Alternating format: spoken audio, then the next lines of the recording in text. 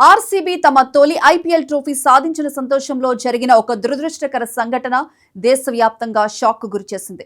June 4, 2025న Chinnaswamy stadium దగ్గర విజయ rally సందర్భంగా జనం తొక్కిసలాటలో 11 మంది అభిమానులు ప్రాణాలు కోల్పోయారు. 50 మందికి పైగా గాయాలతో బాధపడ్డారు. ఈ ఘటన గురించి ఆర్సీబీ స్టార్ ఆటగాడు విరాట్ కోహ్లీ మొదటిసారిగా మాట్లాడి తన మనసు ఈ సంఘటనతో కలిసివేయబడిందని, బాధతో కుంగిపోయానని చెప్పాడు. 2025 ఐపీఎల్ ఫైనల్లో ఆర్సీబీ అహ్మదాబాద్లోని నరేంద్ర మోదీ స్టేడియంలో పంజాబ్ కింగ్స్ ను 6 పరుగుల తేడాతో చిత్తు చేసి 18 ఏళ్ల నిరీక్షణ తర్వాత తొలి టైటిల్ ను గెలుచుకుంది.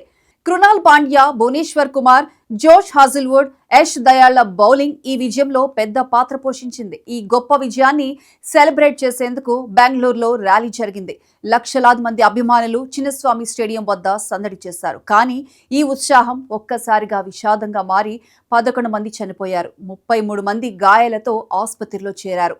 చనిపోయిన వారిలో 13 ఏళ్ల అమ్మాయి, యువకులు, విద్యార్థులు కూడా ఉన్నారు.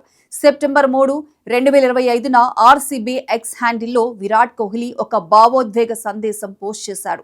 ఇలాంటి దుఃఖకర సంఘటనకు ఎవరూ సిద్ధంగా ఉండలేరని, ఆర్సీబీ చరిత్రలో ఎంతో ఆనందకరమైన క్షణం ఒక్కసారిగా విషాదంలో మునిగిపోయిందని చెప్పాడు. చనిపోయిన వారి కుటుంబాల కోసం, గాయపడిన అభిమానుల కోసం తాను ప్రార్థిస్తున్నానని, ఈ నష్టం ఆర్సీబీ కథలో ఒక భాగమైందని, బాధ్యతాయుతంగా, గౌరవంతో ఇక ముందు జాగ్రత్తలు తీసుకుంటామని వాగ్దానం చేశాడు. ఆర్సీబీ యాజమాన్యం ఈ ఘటనపై గుండె పగిలిపోయిందని చెప్పింది. ఇక చనిపోయిన ప్రతి కుటుంబానికి 25 లక్షల రూపాయల ఆర్థిక సాయం ఇస్తామని ప్రకటించింది. ఆర్సీబీ సపోర్ట్ అనే కొత్త కార్యక్రమం ప్రారంభించి అభిమానులకు అండగా నిలుస్తామని, ఇకపై ఇలాంటి సంఘటనలు జరగకుండా ఐపీఎల్, కర్ణాటక క్రికెట్ సంఘంతో కలిసి జన సమూహ నియంత్రణను మెరుగుపరుస్తామని చెప్పింది. సోషల్ మీడియాలో ఆహ్వానాలు, అనుమతులు లేకుండా ఈవెంట్ను ప్రమోట్ చేయడం వల్ల ఈ సమస్య వచ్చిందని విచారణలో తెలిపింది.